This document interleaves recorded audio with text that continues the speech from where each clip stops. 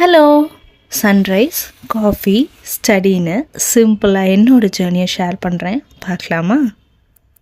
Morning சன்லைட்டை பார்த்தாலே mind ரொம்ப ஃப்ரெஷ்ஷாக ஃபீல் ஆகும்ல. அதுபோல் இன்றைக்கி ஒரு ஃப்ரெஷ் டே. இந்த காஃபி ஸ்மெல் வந்தாலே மைண்ட் கொஞ்சம் ரிலாக்ஸ் ஆகும். இந்த சின்ன கப்புக்கு எவ்வளோ எனர்ஜி! நீங்களும் காஃபி லவராக இருந்தால் கமெண்ட் பண்ணுங்கள். நம்ம காஃபி குடித்தோம், சரி, இவங்களுக்கும் கொஞ்சம் பசிக்கும்ல, அவங்களுக்கு கொஞ்சம் தண்ணி கொடுத்துடலாமா? இவ ரொம்ப குட்டி, இப்போ தான் வளர்ந்துட்டுருக்கா. மார்னிங் கடமை எல்லாம் முடிஞ்சது. நம்மளோட செல்ஃப் ரொட்டீனுக்கு போகிறோம். இன்றைக்கி நான் எடுத்துகிட்டு போகிறது 11th economic book, 12th economic book and A3 புக்கான சுரேஷ் IAS அகாடமியோட இந்தியன் எக்கனாமி அண்ட் என்னோட முக்கியமான கீ பாயிண்ட்டான என்னோட நோட்ஸ் அண்ட் அது போக கொஞ்சம் பென்சில், ஹைலைட்டர்ஸ் இது எல்லாத்தையும் எடுத்துகிட்டு போகிறோம். முக்கியமாக ஒருத்தரை கூட்டிகிட்டு போகிறோம். அவங்க தான் என்னோடய பெஸ்ட் ஃப்ரெண்ட். இவங்களுக்கு மட்டும்தான் தெரியும் நான் என்ன பண்ணுவேன் என்ன பண்ண மாட்டேன் அப்படின்னு. ஆல் செட், கிளம்பலாம். இட்ஸ் ஆல்மோஸ்ட் 10:19 ஆயிடுச்சு. இப்போ நம்ம போக போகிற பிளேஸில் எல்லோரும் அவங்கவுங்க ட்ரீம்க்கு ஒர்க் பண்ணிகிட்ருப்பாங்க. இந்த அட்மாஸ்பியர் வந்தாலே மோட்டிவேஷன் தானாக வரும்.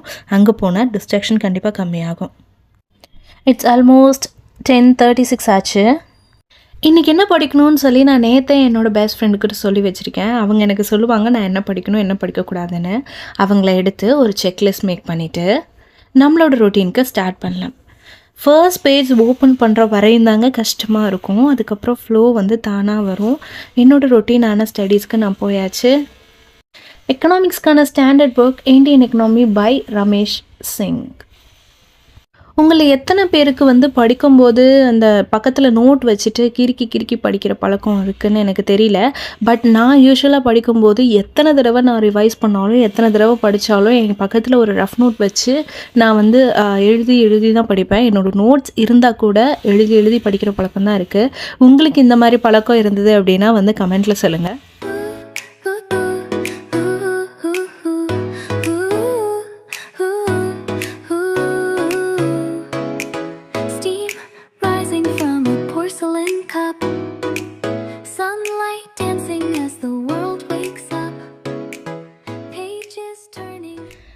எல்லாருக்கும் எப்படின்னு தெரியல, பட் ஆனால் எனக்கு எக்கனாமிக்ஸ் படித்தாலே எப்போயுமே தூக்கம் வரும். பிகாஸ் நிறைய டேட்டா இருக்குது, நிறைய மெமரைஸ் பண்ண வேண்டியது இருக்குது, புரிதலை தாண்டி.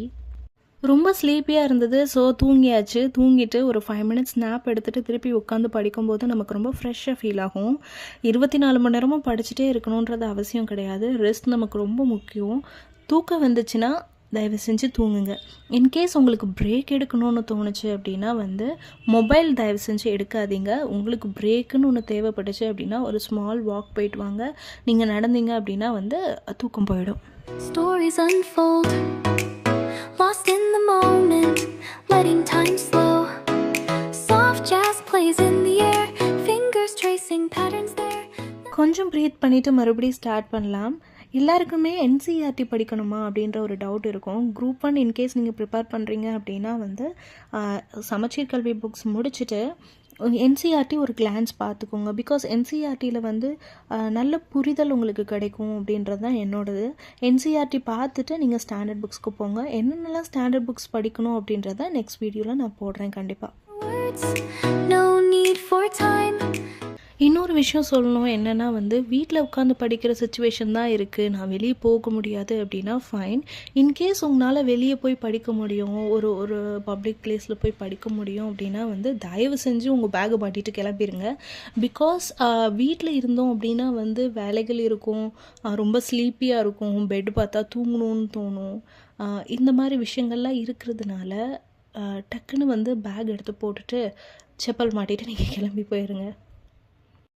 நான் கொஞ்ச நாள் வீட்டில் படிக்கலான்னு தான் ட்ரை பண்ணேன். பட் ஆனால் அது ஒர்க் அவுட் ஆச்சா அப்படின்னு கேட்டால் 50-50. கொஞ்சம் ஒர்க் அவுட் ஆச்சு, கொஞ்சம் ஒர்க் அவுட் ஆகலை. So I decided to go to a public place. அதுக்கு உட்காந்து படிக்கலாம் அப்படின்னு சொல்லி முடிவு பண்ணியாச்சு.